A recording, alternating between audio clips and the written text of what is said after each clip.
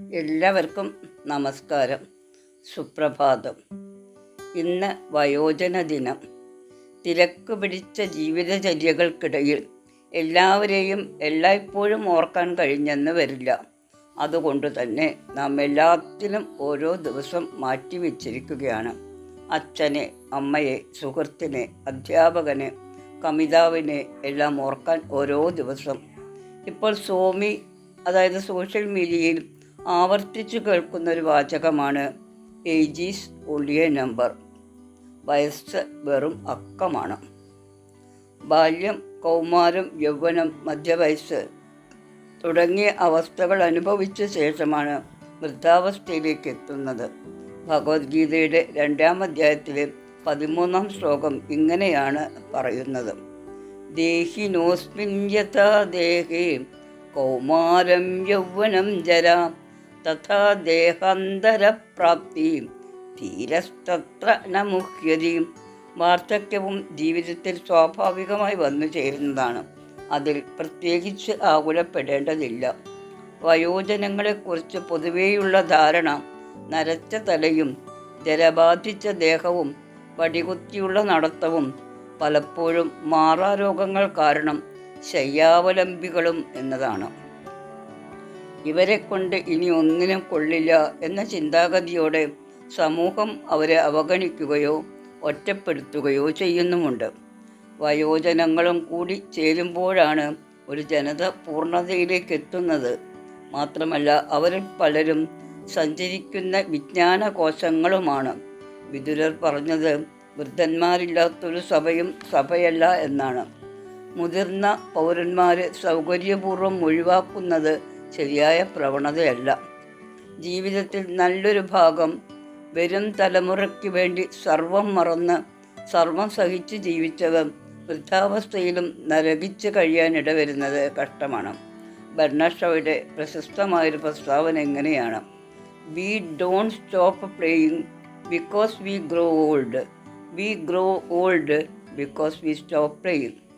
ഏതെങ്കിലും ഒരു സുപ്രഭാതത്തിൽ ഉണർന്ന് കണ്ണാടി നോക്കുമ്പോൾ തല നരച്ചോ മുഖം ചുളിഞ്ഞോ കാണുമ്പോൾ എനിക്ക് വയസ്സായി എന്ന് കണ്ടുപിടിക്കുകയല്ല ചെയ്യുന്നത്. ജീവിതത്തിൽ പതുക്കെ വന്നു ചേരുന്ന ഒരു മാറ്റമാണത്. ആദ്യം പറഞ്ഞതുപോലെ ഒരു പ്രത്യേക വയസ്സിൽ വന്നു ചേരുന്നതല്ല വാർദ്ധക്യം. ചിലർ താരതമ്യേന വേഗത്തിൽ വാർദ്ധക്യത്തിൽ എത്തിച്ചേരുന്നു, ചിലർ പതുക്കെയും.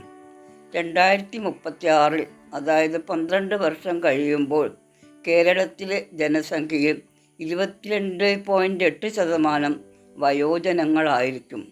ഒരു ഭാഗത്ത് ആരോഗ്യരംഗത്തെ പുരോഗതി കാണിക്കുന്ന ഈ കണക്കിൻ്റെ മറുവശം അത്ര സുഖകരമായ യാഥാർത്ഥ്യമല്ല കാഴ്ചവെക്കുന്നത്. കേരളീയ ഗൃഹങ്ങളിൽ ഏറ്റവും അരക്ഷിതർ വയോജനങ്ങളാണ്. അവരിൽ തന്നെ വലിയൊരു ശതമാനം അവഗണിക്കപ്പെട്ടും അധിക്ഷേപിക്കപ്പെട്ടും ആണ് കഴിയുന്നത്. പലപ്പോഴും അവരുടെ അധീനതയിലുള്ള സ്വത്തിനോ പൈസക്കോ വേണ്ടി അവർ വധിക്കപ്പെടുകയും ചെയ്യുന്നുണ്ട്. ഇത്തരം കേസുകളിൽ 70% പ്രതികൾ മക്കളും മരുമക്കളുമാണ്. വയോജനങ്ങളുടെ ഏറ്റവും പ്രധാന പ്രശ്നം ആരോഗ്യ പ്രശ്നം തന്നെയാണ്. പലതരം ശാരീരിക രോഗങ്ങൾ അവരെ ബാധിക്കുന്നു. ക്യാൻസർ പോലെയുള്ള മാറാരോഗങ്ങൾ ശരീരത്തിനെ ബാധിക്കുന്നതിലും വേഗത്തിൽ മനസ്സിനെ ബാധിക്കുന്നു. മധ്യവയസ്സിൽ തന്നെ ജീവിതശൈലി രോഗങ്ങളെക്കുറിച്ച് മനസ്സിലാക്കുകയും ഭക്ഷണത്തിൽ ക്രമീകരണം വരുത്തുകയും ചെയ്യേണ്ടത് അത്യാവശ്യമാണ്. മക്കളും മരുമക്കളും പേരക്കുട്ടികളുമായി കഴിഞ്ഞ കൂട്ടുകുടുംബം എന്ന അവസ്ഥ മാറി അണുകുടുംബം എന്ന സാമൂഹ്യ വ്യവസ്ഥിതിയിൽ പ്രായപൂർത്തിയായ മക്കൾ തുടർ പഠനത്തിന് വേണ്ടിയും വിവാഹശേഷം വേറെ വീട് വെച്ച് മാറുകയും ചെയ്യുമ്പോൾ ജീവിത സായാന്തനത്തിൽ മാതാപിതാക്കൾ ഒറ്റപ്പെട്ടു പോകുന്നു. അതിൽ തന്നെ ഭർത്താവോ ഭാര്യയോ മരിച്ചു കഴിഞ്ഞാൽ പങ്കാളി ഈ ഒറ്റപ്പെടൽ പൂർണ്ണമായും അനുഭവിക്കുന്നു. ചിലർക്കെങ്കിലും മറവി രോഗം ബാധിക്കുന്നു. ജീവിതത്തിൻ്റെ ഏറ്റവും ദുഃഖകരമായ ഒരവസ്ഥയാണത്.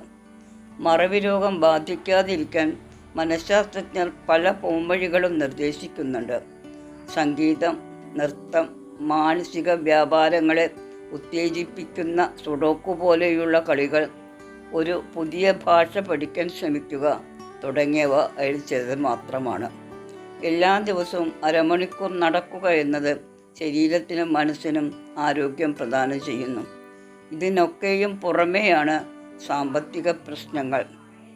ഒരു പ്രായം തുടങ്ങി ഭാവിയിലേക്ക് വേണ്ടി 10 തൈ വെക്കാൻ ശ്രമിക്കുക എന്നത് തന്നെയാണ് പരിഹാരം. അവനവന് വേണ്ടി വല്ലതും സമ്പാദിച്ചു വെക്കണം.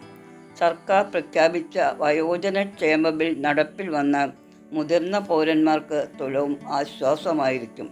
1 വർഷം മുമ്പേ പ്രഖ്യാപിച്ച ബിൽ ഇനിയും നടപ്പിലായിട്ടില്ല. വയോജന ക്ഷേമം ലക്ഷ്യമാക്കി ഒരു വയോജന കമ്മീഷൻ സ്ഥാപിക്കുക. മറ്റു ആനുകൂല്യമില്ലാത്തവർക്ക് മാസം 5000 ഉറുപ്പിക പെൻഷൻ കൊടുക്കുക. സൗജന്യ ആരോഗ്യ ഇൻഷുറൻസ് ഏർപ്പെടുത്തുക. പകൽ വീട് തുടങ്ങിയ ആശയങ്ങളിലൂടെ ഒറ്റപ്പെടലിന് അറുതി വരുത്തുക. പാലിയേറ്റീവ് കെയറിനുള്ള അവസരം ലഭ്യമാക്കുക തുടങ്ങിയവയാണ് ഇതിലെ പ്രധാന അജണ്ടകൾ. സന്തോഷത്തോടെയും ആരോഗ്യത്തോടെയും ജീവിക്കാൻ ഏതൊരു പൗരനും അവകാശമുണ്ട്.